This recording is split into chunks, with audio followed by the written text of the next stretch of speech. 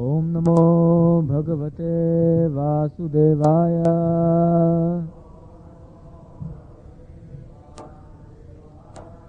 ओम नमो भगवते वासुदेवाय।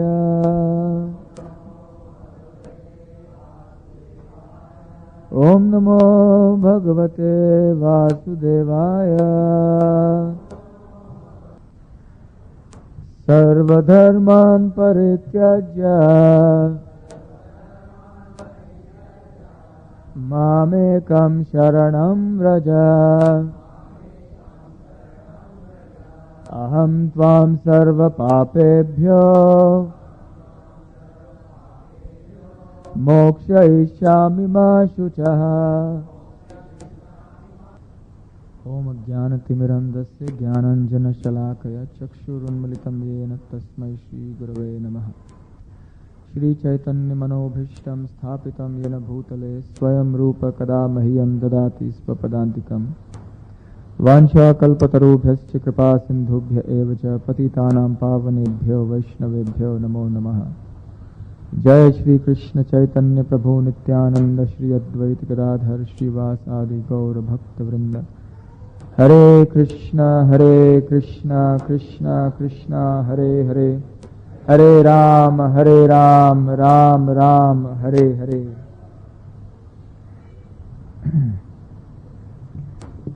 So today we are continuing with the 66th verse of the 18th chapter of Bhagavad Gita, Sarva Dharman Parityajya. We began this verse last time, and because this verse is so important, we are doing it in 2 sessions. So I will repeat the translation once again. Kindly repeat after me.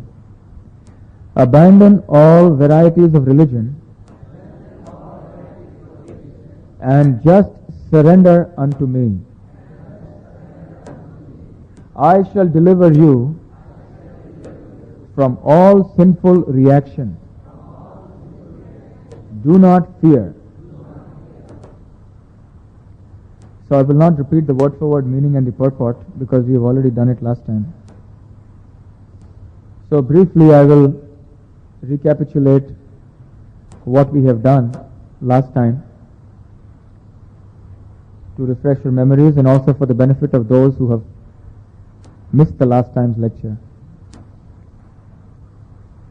So we saw how this verse is one of the most important verses of the entire Bhagavad Gita, because it summarizes the whole teachings of Lord Krishna to Arjuna, in which Lord Krishna is asking Arjuna to abandon all conceptions and simply to surrender to him. We saw primarily last time what was the need for surrender. A common question asked is, why should I surrender? So we saw that it is the nature of the living entity, who is a spirit soul, to be constitutionally servant of the Supreme Lord Sri Krishna. And having ventured for separate or independent enjoyment, he is sent here into this material world where he has to undergo repeatedly the cycle of birth and death, which is a cycle of suffering. Having come to his senses, the spirit soul realizes that it is not his position to be enjoyer, but to surrender to Lord Krishna and to give him enjoyment. In that situation, he surrenders to the Supreme Lord and then is enabled to go back to the kingdom of God, the spiritual world from where he has originally come. So Lord Krishna demands that the surrender should be exclusive. Mam ekam. It should be to him and to him alone. And he also emphasizes that it is a matter of great urgency and something that is to be done without fear, without hesitation, because he says, I promise all protection. So therefore, surrender is in our best interest. Any person seeking his or her own welfare will naturally therefore want to surrender to the Supreme Lord and get out of the miseries of this material existence. So now, a natural question comes. We have discussed what is the importance of surrender, to whom we should surrender. Now you will ask, But how to surrender? What is the meaning of this word surrender? It may seem very vague. What exactly does it imply? See, the Bhagavad Gita is not just a theoretical scripture. It is not just a scripture meant for armchair discussions. It is a scripture that is meant for practical application in our day-to-day life, for every one of us in whatever sphere of life we are in. So therefore, the word surrender has tremendous practical implications. And we will see from the teachings of Lord Chaitanya Mahaprabhu how to apply this principle of surrender in our day-to-day life. As you know, Lord Chaitanya Mahaprabhu is none other than the Supreme Lord Sri Krishna himself. He appeared 500 years ago, and he taught the science of bhakti to Sri Krishna for the benefit of all. So in his teachings to Sanatan Goswami, who was one of his very dear and important followers, he taught what is, among other things, he taught what is the meaning of surrender. So you see the shloka here. He said surrender means, it implies 6 things. Anukulyasya sankalpah pratikulyasya vivarjanam rakshishyati iti vishwaso gopatritve varanam tatha atmanikshepa karpanyam shadvidha sharanagatihi. Lord Chaitanya said there are 6 things to be concerned about when you're talking about surrender. Anukulyasya sankalpaha. Anukul means something that is favorable. What is the meaning of favorable? Favorable to what? You see, surrender is the foundation of bhakti. The spirit soul originally is a pure devotee of the Lord. But right now we have forgotten that state of pure devotion. So we have to revive it. It is not an artificial imposition, but yet it has to be somehow revived. So what we have to do is, in the process of surrender, we have to accept those things that are favorable to the development of our bhakti. Sankalpaha means to accept. So you accept those things that are favorable to the development of your devotional service or your bhakti. Now, it is not simply a question of just accepting. Sankalpa means a little more than accepting. It means to accept in a very determined way. In other words, the first principle of surrender is to accept things favorable for devotional service in your life and to be very determined to accept it. That come what may, I will accept it. That is the meaning of anukulyasya sankalpaha. Similarly, there is pratikulyasya vivarjanam. Pratikul means something that is unfavorable. So we reject everything that is unfavorable to the development of our bhakti or our devotional service to the Supreme Lord. And not only that, we are very determined to reject what is unfavorable. So there is not only a question of acceptance and rejection of things favorable and unfavorable, but also there is an element of being determined about it, that I must accept or I must reject. That is important. One of the great acharyas in our parampara, his name is Rupa Goswami, and he also happens to be the younger brother of Sanatan Goswami, to whom these principles of surrender were taught by Lord Chaitanya Mahaprabhu. So Rupa Goswami has written many, many wonderful books to assist us in our devotional service. One among them, which should be compulsory reading for all devotees, is called the Upadeshamrita, the nectar of instruction.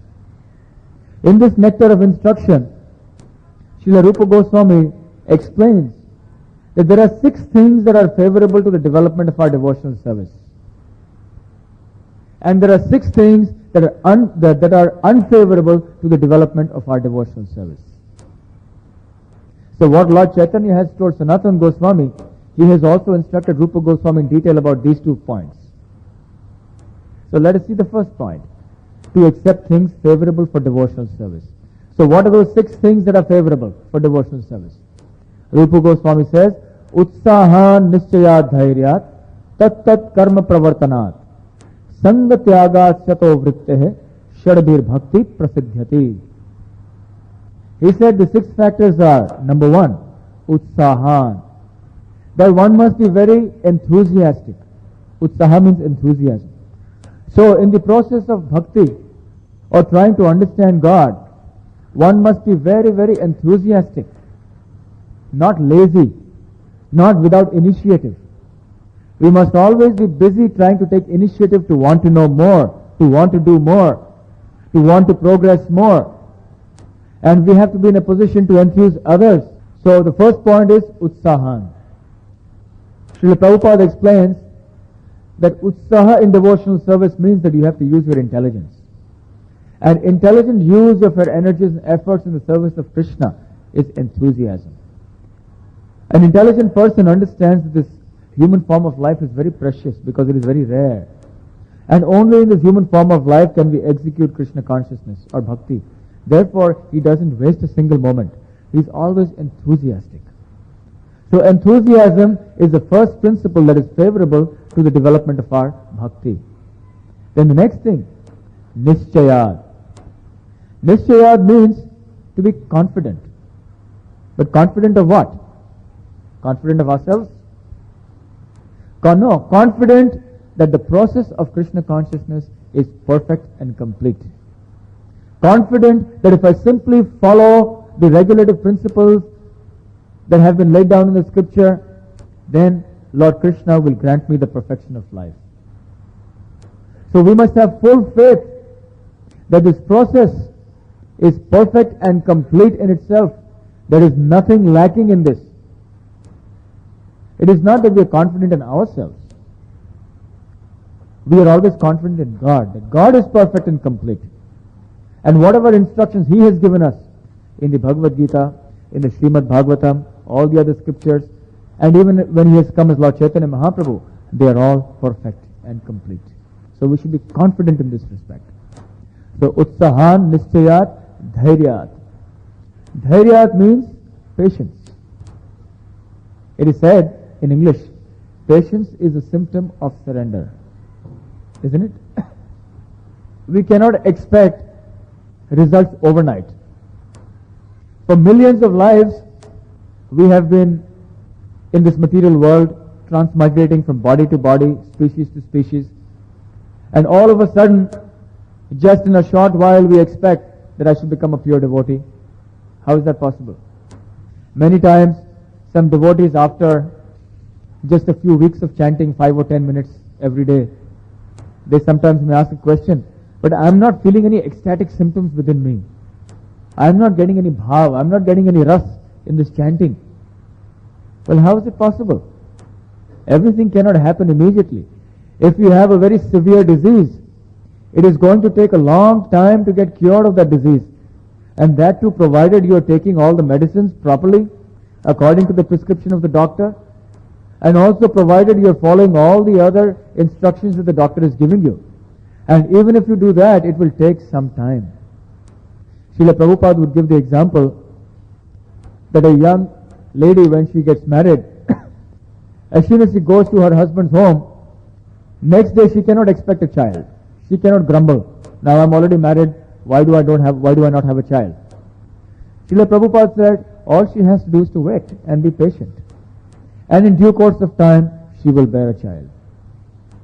So similarly, we understand that if you're practicing all the regulative principles of Bhakti Yoga very carefully and sincerely, in due course, everything will naturally, spontaneously happen. So we must simply have patience and carry on. So confidence and patience and faith, all these things must go on together. We must be willing to wait for a long time. In fact, in the Leelas of Lord Chaitanya Mahaprabhu, there was one great devotee called Mukunda. And when this Mukunda was once, he was reprimanded very severely by Lord Chaitanya. And Lord Chaitanya, he banished him from his association. And some of the other devotees, taking pity upon Mukunda, they approached Lord Chaitanya to speak on his behalf, to canvass his case. And they said, you are the most merciful incarnation, so please have some mercy on him. You are banishing him from the association of devotees. Now this is so cruel, so please forgive him. Please let him come back to your association. So Lord Chaitanya said, no. He can never come back to my association for millions of births. Only after 1 million births can he come back to my association. So the other devotees were very morose. 1 million births. So they went back and told Mukunda, let's see, we have tried our best. But Lord Chaitanya is saying that you have to wait for 1 million births before you can get his association and before you can get his mercy. So Mukunda started jumping in great joy. And he started saying, how fortunate I am, how lucky I am, that only after 1 million births I will get the mercy of Lord Chaitanya, that I will become a pure devotee, only after 1 million births. That means how many millions and millions and millions of lifetimes we have spent on this material world, we have lost count. We do not know, we do not remember. It's a long time. So Mukunda is such a great devotee that he says, doesn't matter. If Lord Chaitanya wants to see me after 1 million births, at least he's guaranteeing me that he'll see me after 1 million births. That much is guaranteed. So all I have to do, simply wait for 1 million births. What a short time. This is patience. Of course, we may not have that kind of patience, but at least we should have the patience to try chanting the holy name at least for a couple of months, at least for a couple of years, till the effects start manifesting in our life. And when the effects start coming in our life, automatically we get convinced. Because automatically all the anarthas in the heart, all the unwanted things in the heart start diminishing. So that is dhairyat. Then tat karma pravartanat. Tat karma means all the different regulative principles that have been laid down in the scripture. All the do's and don'ts. So we have to follow all these regulative principles very, very carefully. What are these regulative principles? Last time we were discussing in response to a particular question that there are 4 do's and 4 don'ts principally. Of course, there are a lot of other regulative principles. But the summary, what are the 4 do's? Can anyone remember? Number 1,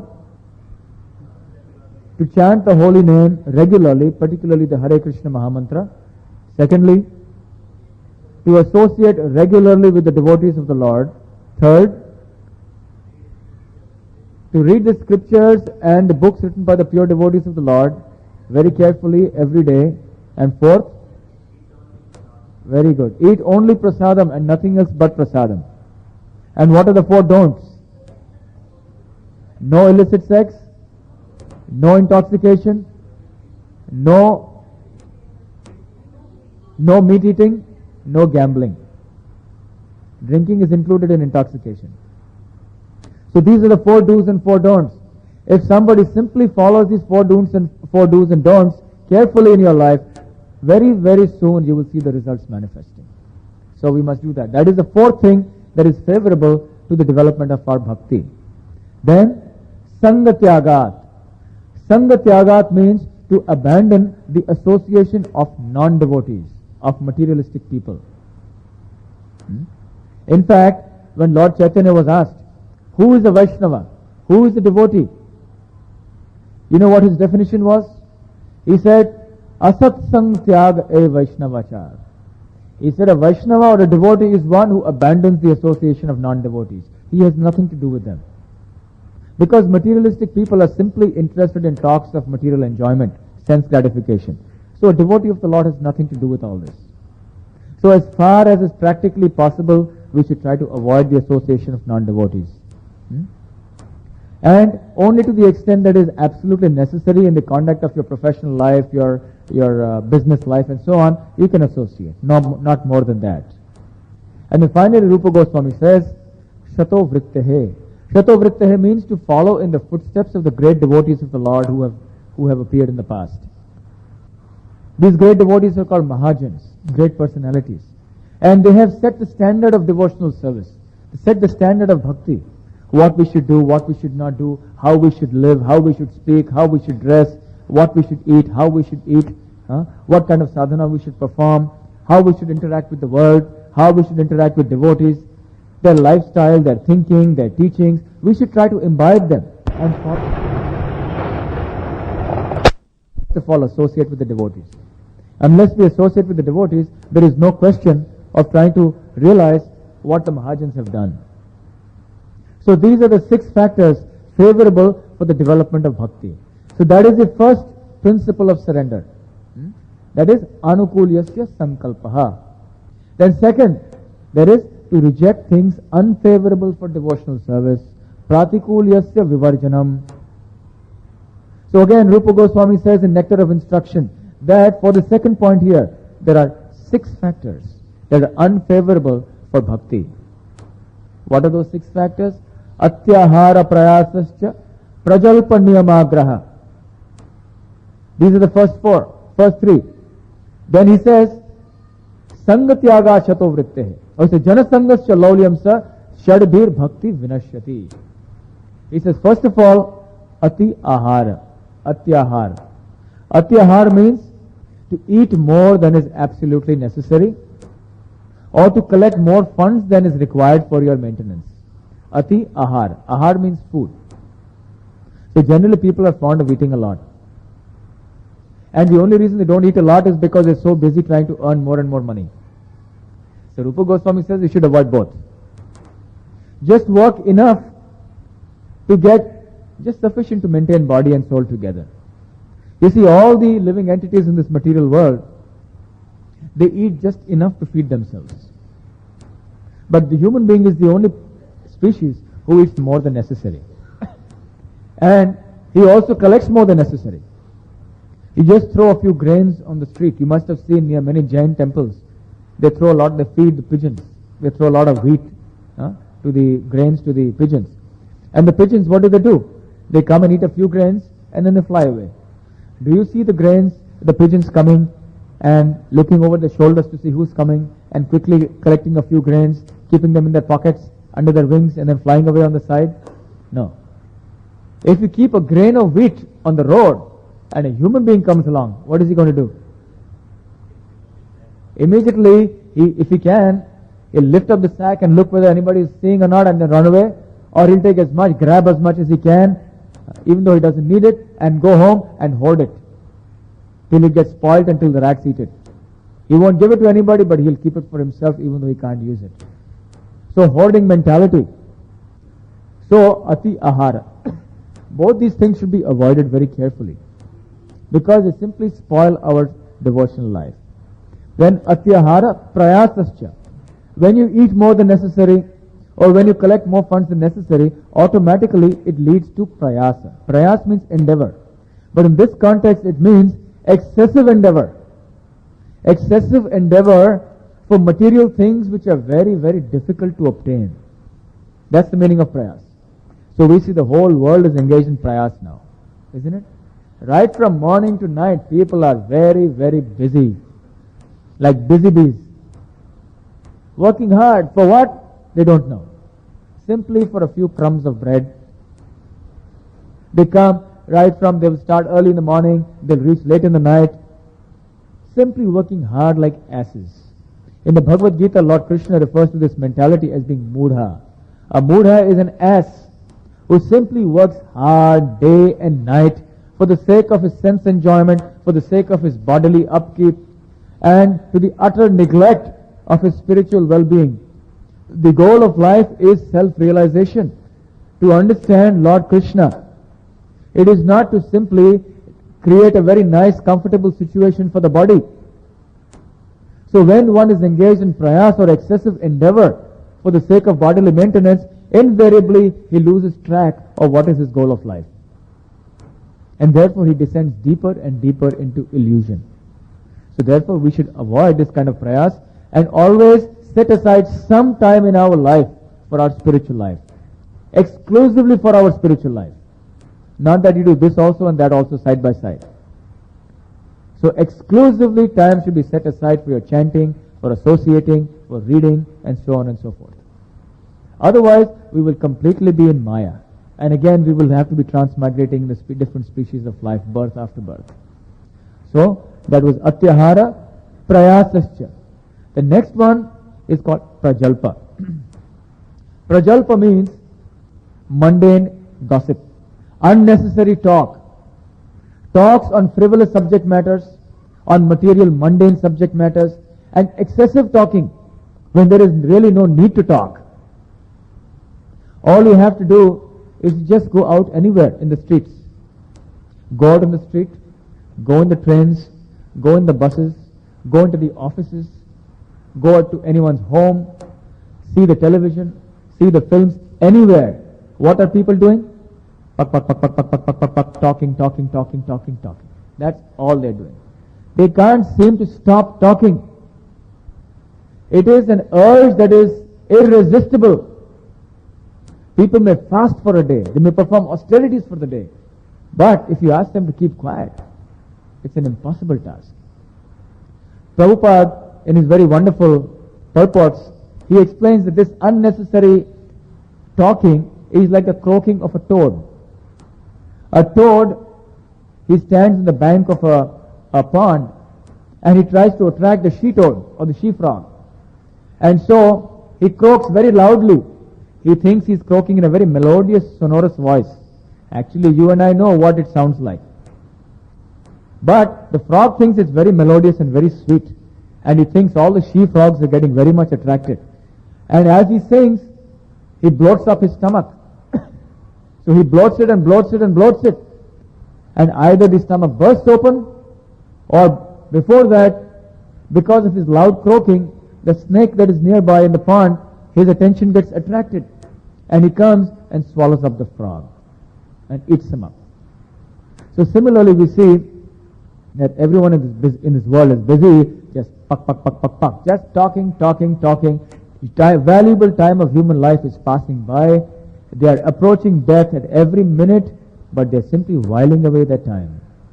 The serpent of time is coming in the form of death, ready to devour all the materialistic people. But they do not realize the value of their human life, of the value of their time, and simply while away their time. So this urge to talk, when we don't talk about Krishna, the only thing you'll talk about is nonsense. In other words, 99.99 people in the world are simply talking nonsense. Don't be misled by all the sophisticated word jugglery. You may be studying some very advanced technical subjects or some very advanced commercial subjects.